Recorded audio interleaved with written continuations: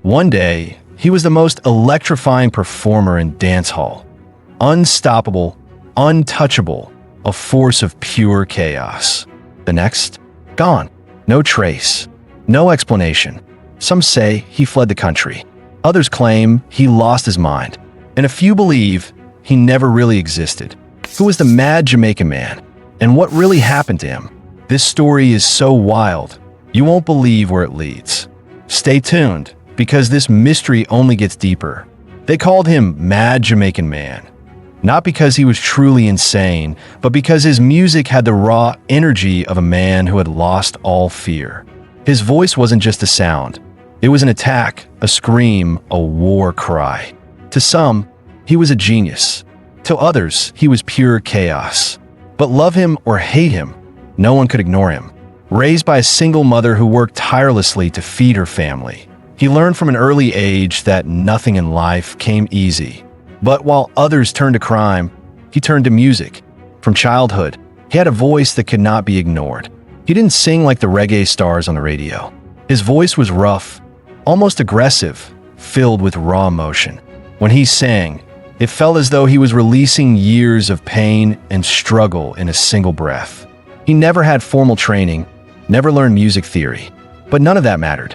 His voice carried something more powerful than technical skill. It carried truth.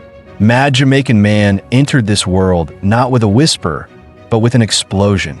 His first performances were in street clashes, events where artists would battle each other in front of live crowds.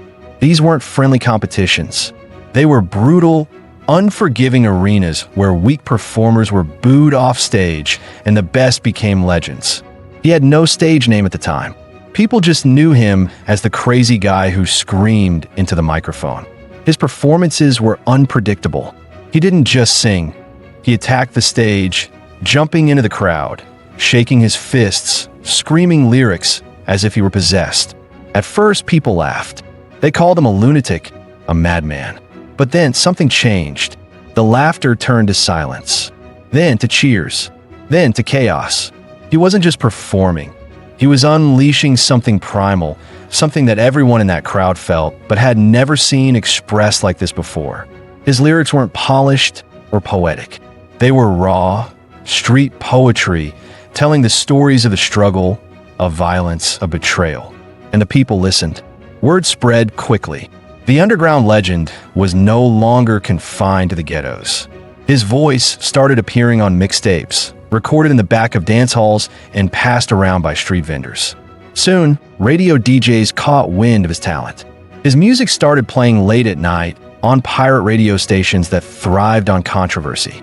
By the mid-90s, his fame had exploded. He was no longer just a street performer. He was a rising star in Jamaica's dancehall scene. Producers started approaching him, eager to capitalize on his raw talent. But there was a problem. Mad Jamaican Man wasn't interested in being controlled. He refused to tone down his lyrics. He refused to sing clean, radio-friendly songs. When one producer tried to auto-tune his voice to make it sound smoother, he walked out of the studio and never returned. Instead, he built his career his own way. He recorded music on cheap equipment, in underground studios hidden in Kingston's backstreets. His songs were filled with anger, energy, and rebellion, and the people loved it. His concerts became legendary. Fans described them as something between a spiritual awakening and a riot.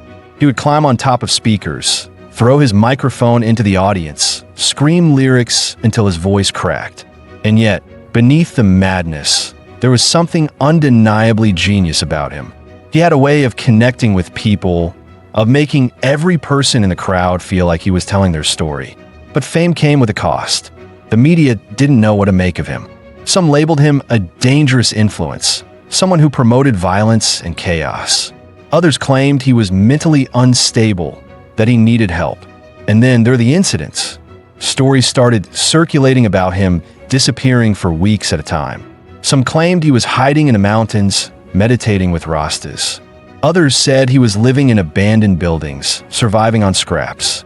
There were rumors of fights with promoters, of trashed hotel rooms, of bizarre outbursts during interviews.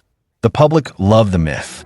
They called him the Mad Jamaican Man, a name that stuck. But those closest to him started to worry. Was he really losing his mind? Or was he just playing into the persona the world had created for him? By the early 2000s, things started falling apart. The music industry was changing. The raw, unfiltered sound that had made him famous was being replaced by cleaner, more commercial music. Major record labels approached him with contracts. They offered him fame, fortune, and a chance to go global. But there was a catch. He had to change.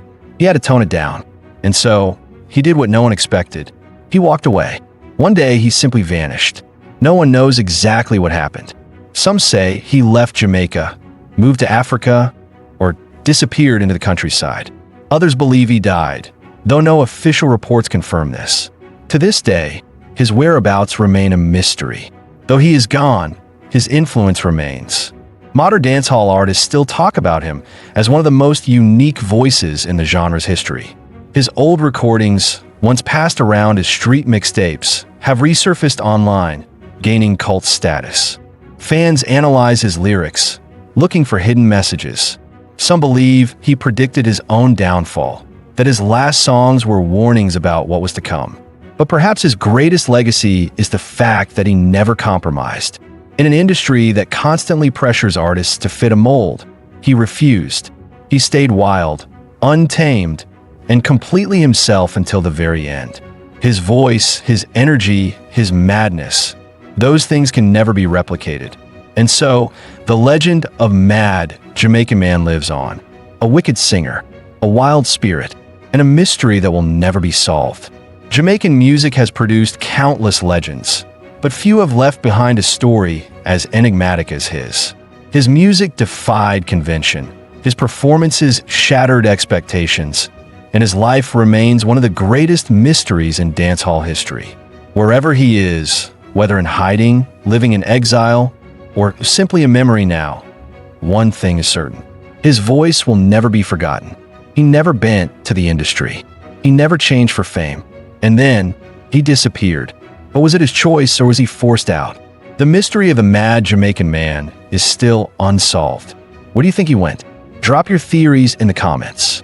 And if you love digging into music's most shocking disappearances, hit that like button, subscribe, and get ready, because there are more untold stories waiting to be uncovered.